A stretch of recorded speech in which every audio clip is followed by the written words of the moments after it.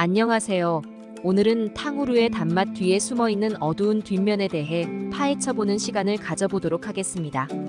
요즘 갑작스럽게 10대, 20대를 중심으로 탕후루의 바람이 심상치 않습니다. 사실 바람이라 하기에는 태풍 수준의 전국적인 열풍이 불고 있는 것이 현실입니다. 실제로 전국의 초중고등학교 주변에 탕후루집을 쉽게 발견할 수 있는데 항상 손님들로 붐비고 있는 것을 발견할 수 있습니다. 저 또한 탕후루를 먹어보았지만 안 먹어본 사람은 있어도 한번 먹으면 한 꼬치로는 만족 못하는 치명적인 단맛을 가진 간식입니다. 그래서 그런지 SNS상에서도 탕후루 인증샷 혹은 탕후루 맛집을 소개하는 게시물을 많이 발견할 수 있습니다. 하지만 이런 열풍의 이면에는 탕후루를 먹고 난 후 처리하기 곤란한 꼬치와 종이컵들 등 쓰레기 처리 문제들이 발생하여 주변을 지나는 행인들의 눈살을 찌푸리게 만드는데요. 이것은 새로운 유행이 만들어낸 심각한 환경오염 중 하나입니다. 이것만으로도 탕후루는 문제점을 가지고 있지만 저는 최근 탕후루에 대해 조사를 하며 실체를 알고 이것을 섭취하는 것이 매우 심각한 건강상의 위험을 야기시킨다는 것을 알게 되었고 다시는 먹지 않겠다는 다짐을 했었는데요. 탕후루라는 음식에 개인적인 악감정 없이 팩트만 알려드리면서 여러분도 다시는 탕후루를 드시는 일이 없도록 만들어드리겠습니다. 그럼 탕후루는 최악의 쓰레기 음식이다 시작해보도록 하겠습니다. 먼저 탕후루는 산사나무 열매나 작은 과일을 꼬치에 꿰은 뒤 설탕과 물엿을 입혀 만드는 중국의 전통 간식입니다.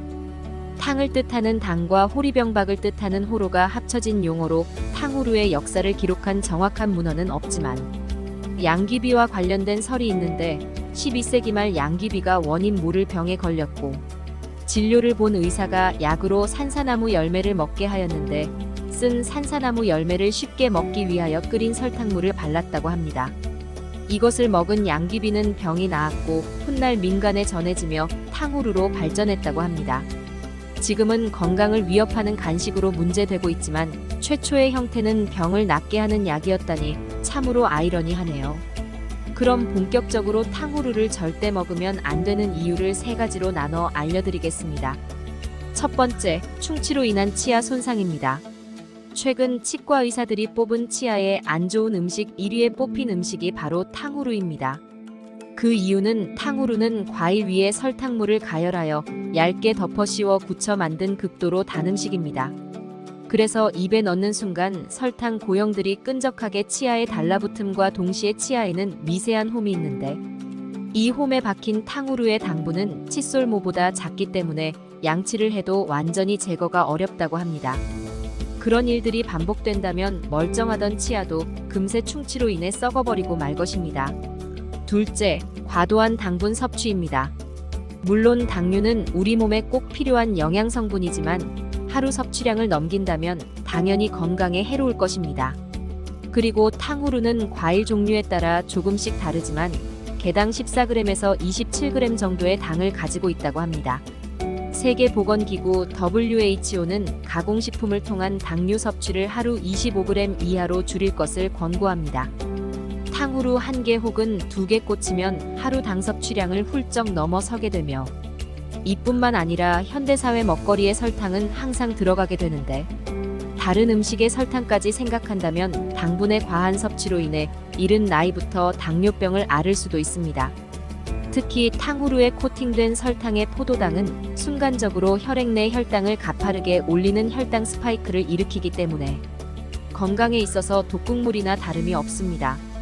그리고 이렇게 급속도로 오르내리는 혈당은 저혈당과 공복감을 불러일으키며 그 결과 과식과 폭식을 불러오게 되며 비만의 원인이 될 수도 있습니다. 그 증거로 어린 나이부터 이런 과한 당 섭취로 인해 당뇨병을 비롯한 복합적인 성인병들을 가진 어린 환자들이 많이 발생하고 있습니다. 또한 이러한 자극적인 단맛은 먹는 즉시 뇌에서 도파민을 불러일으켜 단맛에 중독되도록 만듭니다. 이렇게 단맛은 단맛을 부르게 되고 탕후루 1개가 2개, 2개가 3개로 점점 섭취량을 늘리게 될 것이며 나중에는 단맛이 없이는 살 수 없는 사람이 되어버릴 것이고 건강은 더욱더 안 좋아지게 될 것입니다. 마지막 셋째, 최종 당산화물 혹은 당독소 AGEs. 사실 위 두 가지도 심각한 문제였지만 탕후루가 건강에 가장 안 좋은 이유는 바로 최종 당산화물 AGEs, 흔히 당독소라 불리는 물질을 생성한다는 것입니다. 이 물질은 탕후루를 제조할 때 설탕이 높은 열에 의해 녹으면서 카라멜화하는 과정에서 생기게 되는데, 이 독소는 체내에 들어오게 되면 자체 분해나 배출이 되지 않고 세포 내의 다양한 효소에 결합하여 그 활동을 억제하고 세포 기능을 저하시킵니다. 또한 당독소는 면역세포와 신경세포의 수용체에 붙어 염증과 활성산소 생성을 촉진하고 신체 조직의 콜라겐에 결합하여 경화와 퇴행화를 유도합니다. 조금 더 자세히 알아보자면 당독소는 근육이나 뼈를 이루는 단백질의 기능을 손상시킵니다. 이를 통해 호르몬 작용을 방해하고 염증 반응을 일으키며 피부나 장기 조직을 딱딱하고 갈색으로 만듭니다. 이렇게 당독소가 피부 콜라겐층에 쌓였을 때 피부를 검고 주름지게 합니다. 그리고 혈관벽이 딱딱해지고 혈액의 순환이 원활하지 않게 되고, 이러한 과정이 지속되면 당연히 신체 각 부분에서 노화 반응이 가속화됩니다. 이 외에도 너무나도 많은 신체 부위에 영향을 미치기에 위표를 통해 정리해 두었으니 정지하셔서 살펴보시면 될 것 같습니다. 여기까지 탕후루의 짜릿한 단맛의 열풍 뒤에 숨은 추악한 어두운 뒷면을 살펴보았습니다. 사실 유행 혹은 열풍이라는 것이 본래 갑자기 불타올랐다가 갑자기 사그라드는 것이기에 탕후루 또한 언젠가는 인기가 없어질지 모르지만, 현재 굳이 꼭 먹어야 하는 것이 아니라면 우리 건강을 위해 조금만 더 건강한 간식을 즐겨보는 것이 어떨까 생각됩니다. 지금까지 탕후루에 대한 이야기가 도움이 되셨다면 구독 부탁드리며 다음에 더 좋은 정보를 가지고 돌아오겠습니다. 시청해주셔서 감사합니다.